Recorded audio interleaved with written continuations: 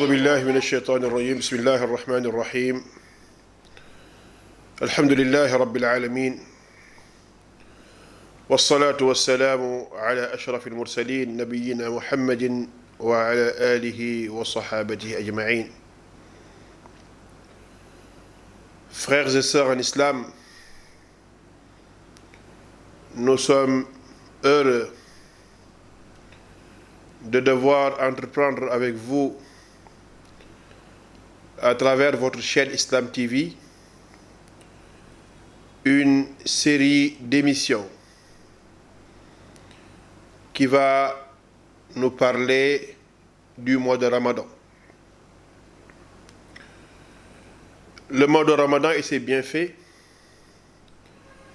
le mois de Ramadan et ses enseignements.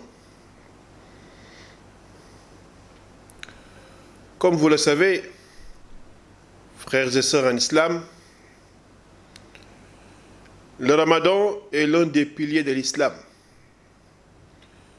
C'est une obligation cultuelle que tout musulman remplissant les conditions requises doit accomplir durant le 9e mois lunaire hégirien appelé Shahr Ramadan al-Mubarak. C'est Allah subhanahu wa ta'ala qui en fait une obligation. Lorsqu'il dit, lui Jalla wa ala, Ya ayyuha alladhina amanu kutiba alaykum as-siyamu kama kutiba ala alladhina min qablikum la'allakum tattaqun. Ô vous les croyants, nous avons rendu obligatoire le jeûne du mois de Ramadan comme nous l'avons fait pour les communautés qui vous ont précédés, pour que vous atteigniez la piété. Le jeûne du mois de Ramadan est donc une injonction divine, mais qui n'est obligatoire que dans les conditions qui suivent. La première de ces conditions, c'est d'être musulman. Un non-musulman n'a pas d'obligation, selon l'islam, de jeûner. Sa première obligation, c'est de se convertir d'abord à l'islam, rendre à Allah subhanahu wa ta'ala son unicité et témoigner au prophète Muhammad sallallahu alayhi wa sallam son message. La deuxième condition, c'est l'atteinte de la majorité. Ceci par le début des transformations physiologiques chez l'adolescent, garçon ou fille. La troisième condition, c'est la jouissance des facultés mentales. Quelqu'un qui ne jouit pas de ses facultés mentales n'a pas l'obligation de jeûner. La quatrième condition, c'est de témoigner de l'apparition du croissant lunaire, annonçant le début du mois de Ramadan. Allah subhanahu wa ta'ala le dit en ces termes, شهر رمضان الذي أنزل فيه القرآن هدى للناس وبينات من الهدى والفرقان فمن شهد منكم الشهر فليصم. Le Coran a été révélé pendant le mois de Ramadan, qui constitue une guidée et une lumière pour la créature, pour les hommes. Celui qui témoigne de l'apparition du croissant lunaire devra en observer le jeûne du mois de Ramadan. La cinquième condition, c'est de ne pas être en voyage, car nous sommes dans les conditions d'obligation. Mais le voyageur qui sent la capacité de jeûner peut jeûner. Allah subhanahu wa ta'ala dit wa an tasumu khayrun lakum in kuntum ta'lamun. Jeûner est mieux pour vous si vous en saviez les conséquences positives.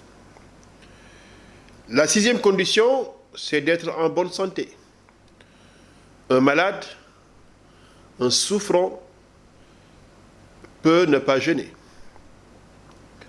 Mais si lui aussi, sans la force, la capacité de jeûner, s'il le fait, c'est mieux. فمن كان منكم مريضا أو على سفر فعدة من أيام أخر وعلى الذين يطيقونه فدية طعام مسكين فمن تطوع خيرا فهو خير له وأن تصوموا خير لكم إن كنتم تعلمون. Le Coran nous enseigne que celui qui est souffrant ou en voyage peut reporter son jeûne pour d'autres jours. Mais celui qui fait l'effort, étant dans ses difficultés, mais fait l'effort de jeûner, Allah subhanahu wa ta'ala lui dit, jeûner est mieux pour vous. La septième condition, c'est l'absence d'écoulement de sang chez la femme. Que la femme ne soit pas en situation de menstrue et qu'elle ne soit pas en situation de locher. Si toutes ces conditions sont réunies, des conditions d'imposabilité en ce qui concerne l'obligation du jeûne et d'autres empêchements qui n'existent pas ou qui sont absents, alors les deux réunis rendent le jeûne obligatoire pour tout croyant, pour tout musulman. En islam, frères et sœurs, le jeûne n'est pas un simple acte individuel de piété, accompli occasionnellement, mais il s'agit d'une obligation prescrite à toute la communauté à quelques exceptions près. Les exceptions étant constituées par ceux-là qui ont des empêchements religieusement, islamiquement reconnus. Le jeûne ne consiste donc pas en une simple privation alimentaire, mais consiste en l'observation d'un ensemble cohérent de prescriptions d'ordre alimentaire, physique, spirituel et moral qui affectent le comportement de l'individu et transforment les habitudes de toute la communauté. Et comme pour faire prendre conscience aux croyants de l'importance et de la nécessité de cette prescription, Allah subhanahu wa ta'ala leur enseigne que le fait de jeûner est toujours meilleur pour eux s'ils en comprennent la dimension. Dans la rubrique Ramadan d'aujourd'hui, nous allons citer les effets bénéfiques du jeûne ainsi que les buts de celui-ci reconnus par tous. Il fait partie de ces bénéfices le fait de renforcer la volonté de l'individu et de conditionner sa patience. Le jeûne de Ramadan, tel qu'il est prescrit par l'islam, est le moyen par excellence d'apprendre la patience. Cette vérité évidente et concrète pour tous ceux qui accomplissent le jeûne, est clairement soulignée dans les textes sacrés qui présentent cette obligation cultuelle comme synonyme de patience. En effet, selon un hadith qudsi, une parole divine révélée au prophète Muhammad sallallahu alayhi wa sallam et qui diffère du texte coranique, Allah subhanahu wa ta'ala dit: كل عمل ابن آدم يضاعف الحسنة بعشر أمثالها إلى 700 ضعف إلا الصوم فإنه لي وأنا أجزي به يدع شهوته وطعامه من أجلي وللصائم فرحتان فرحة عند فطره وفرحة عند لقاء ربه. Ce hadith nous enseigne que toutes les bonnes actions des descendants d'Adam sont récompensées de 10 à 700 fois. Allah subhanahu wa ta'ala dit sauf le jeûne. Pour le jeûne, je décide de la récompense moi-même, car le fils d'Adam a laissé sa nourriture et sa passion dans le seul objectif de rechercher l'agrément d'Allah subhanahu wa ta'ala. Le jeûneur a deux moments de grand bonheur. Au moment de la rupture, après une longue journée de faim, mais au moment où il rencontrera son Seigneur pour témoigner de sa grande satisfaction et des innombrables bienfaits qui lui ont été inscrits pour ces bonnes actions représentées par le jeûne et ce qu'il comporte. Le prophète sallallahu alayhi wa sallam lui-même a qualifié ce mois de mois de la patience. Abu Hurairah radiallahu anhu nous rapporte que le prophète alayhi salatu wa sallam dit شهر الصبر وثلاثة أيام من كل شهر صوم الدهر. Jeûner le mois de la patience et 3 jours de chaque mois est comparable au fait de jeûner toute sa vie. Nous avons vu donc dans ces deux textes, l'un un hadith qudsi, le second un hadith prophétique, qui nous enseigne que le jeûne est une épreuve, est une école qui enseigne la patience, qui enseigne le sabre. Le schématisant ainsi, le jeûne consiste à s'abstenir pendant un temps relativement long de satisfaire un pressant besoin naturel et légitime qu'on a l'habitude de satisfaire normalement et qu'on peut satisfaire facilement. Cependant, une telle abstention dont la seule motivation est l'engagement moral pris par le jeûneur de la respecter commande forcément une volonté et une patience renouvelée pendant une longue journée qui se répète durant un long moment.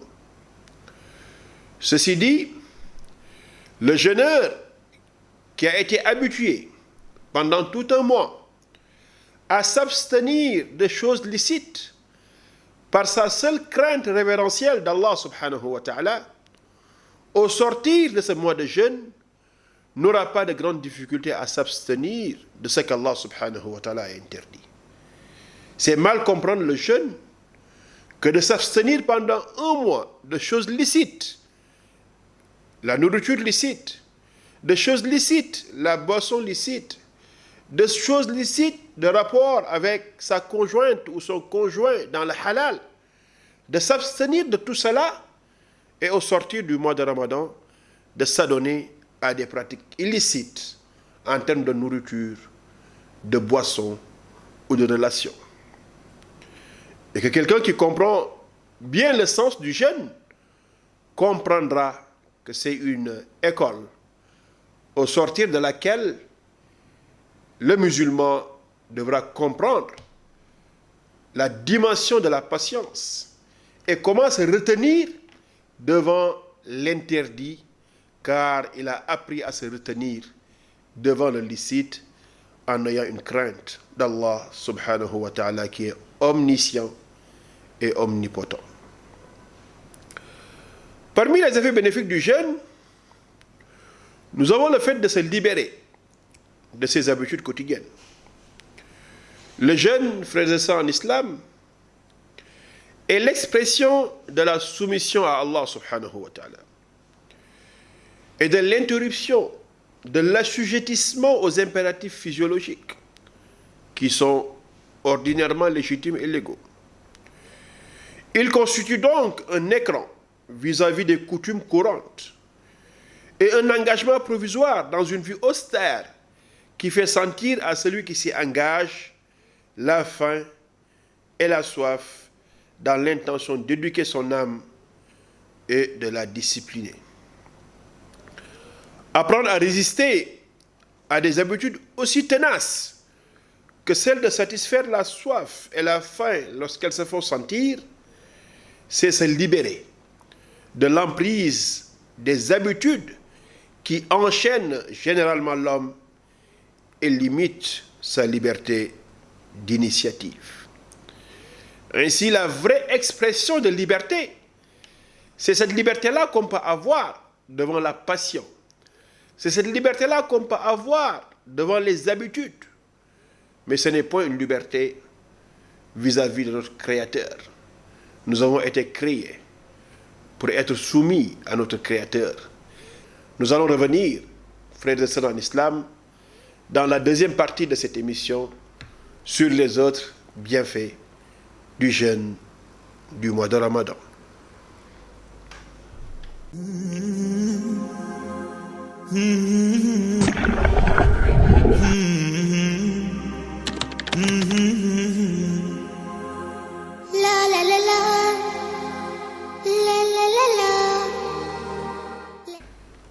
Frères et sœurs en islam,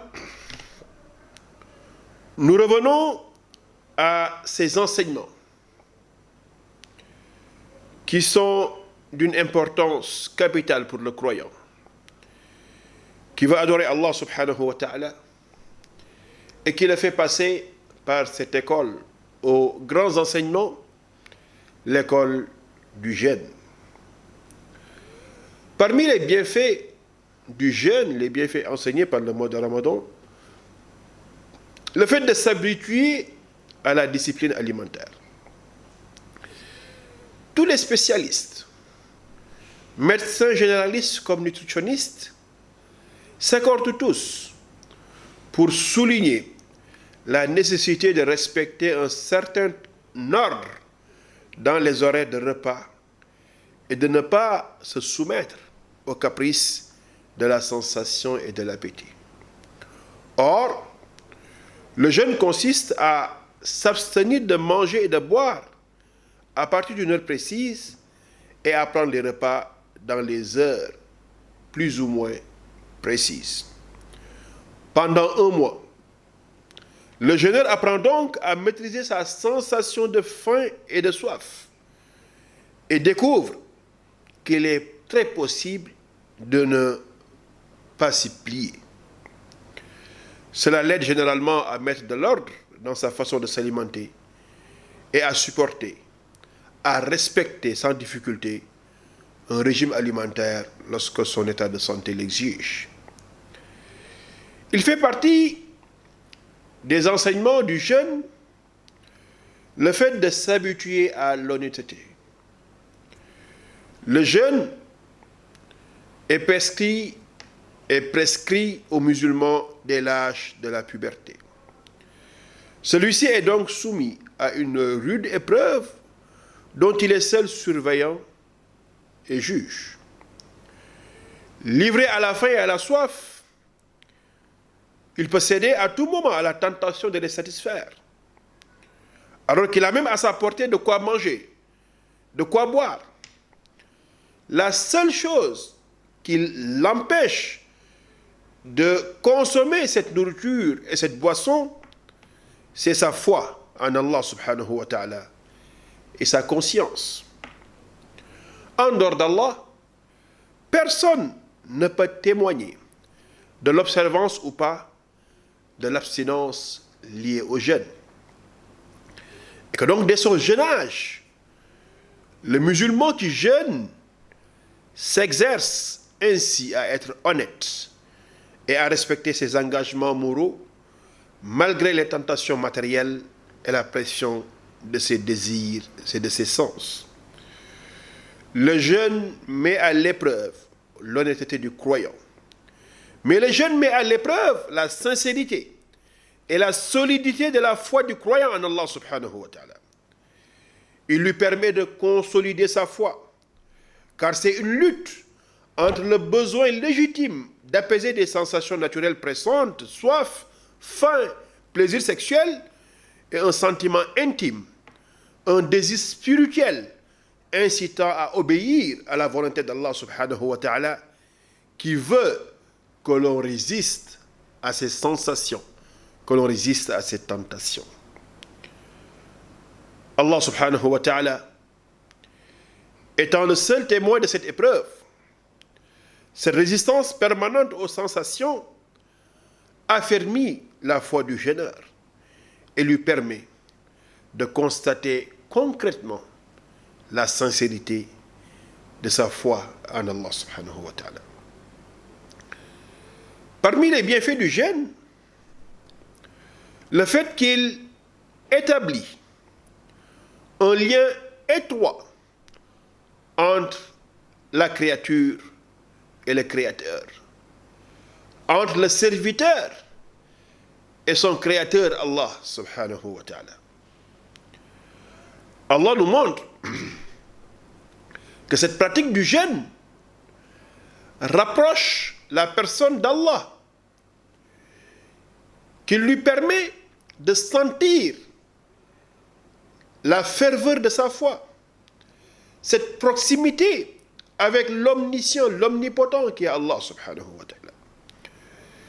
Et c'est pourquoi, au 4e verset, à la suite de l'injonction liée au jeûne, Allah montre aux croyants un autre chemin, leur ouvre une autre porte d'adoration, c'est celle de l'invocation d'Allah subhanahu wa ta'ala.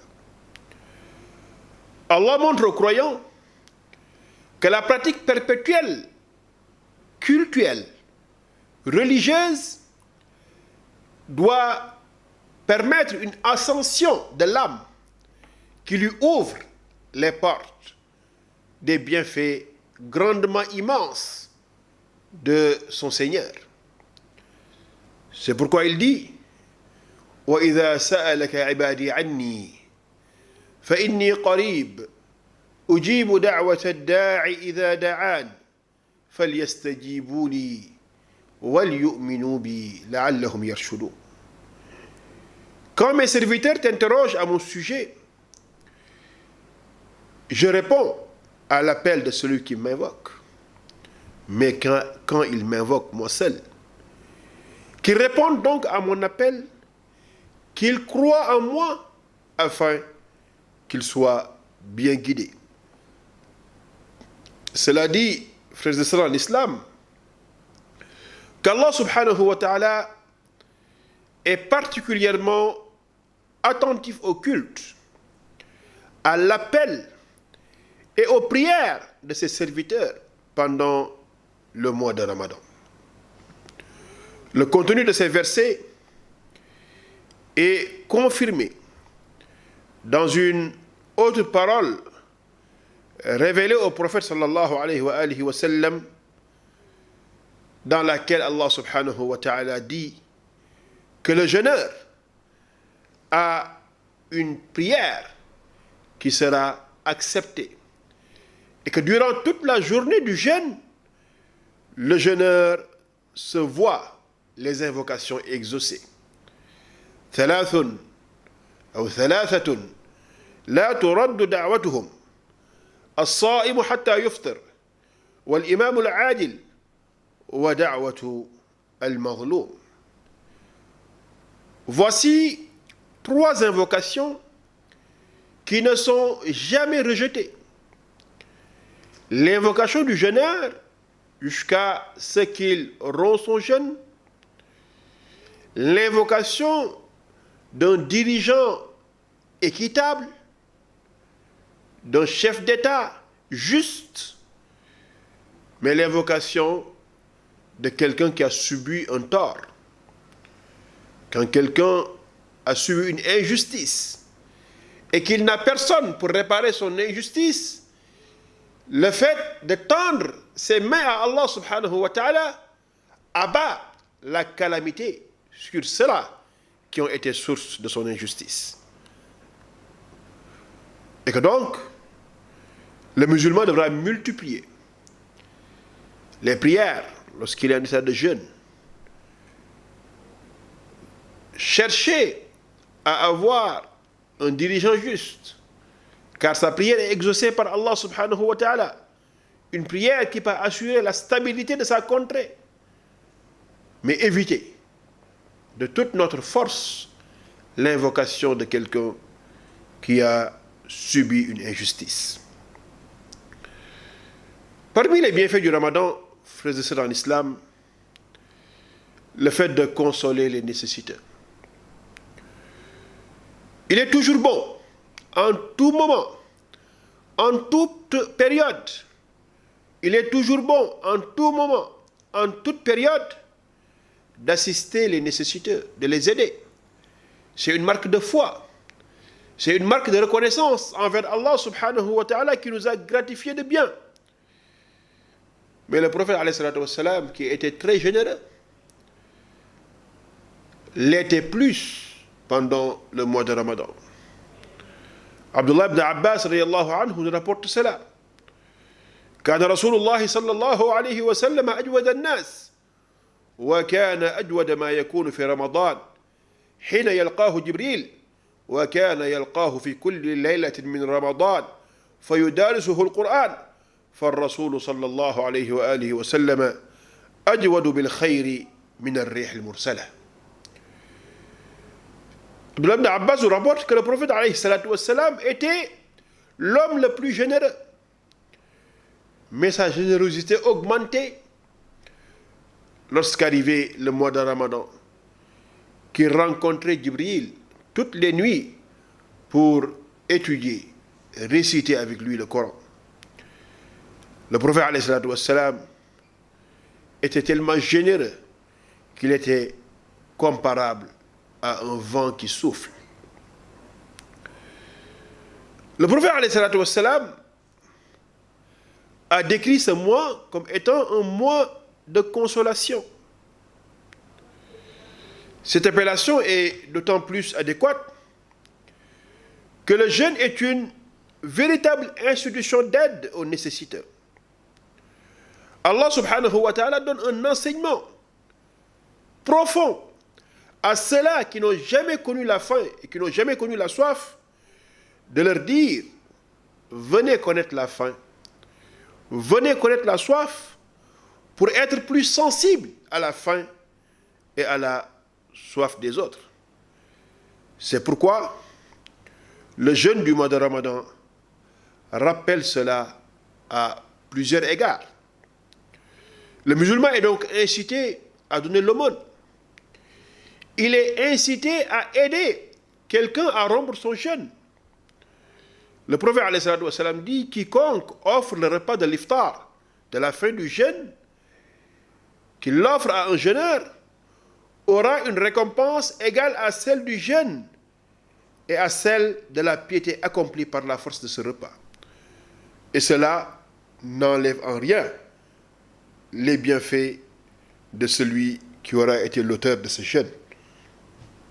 Donc, frères et sœurs en islam, nous sommes dans un mois de piété, dans un mois d'adoration, mais surtout dans un mois de générosité et de solidarité. Tâchons à être très solidaires. Tâchons à être généreux. Donnons du peu que nous avons. Aidons les autres. Et c'est dans l'aide, c'est dans la solidarité qu'on atteindra la plénitude de notre foi. Qu'Allah subhanahu wa ta'ala nous accorde la santé, qu'Allah nous accorde la prospérité, que nous puissions jeûner des mois et des mois encore, qu'Allah subhanahu wa ta'ala agrée notre jeûne et agrée l'ensemble de nos efforts. Nous vous donnons rendez-vous, frères et sœurs en islam, à une prochaine épisode dans votre série de rappels sur le Ramadan et sur ses bienfaits.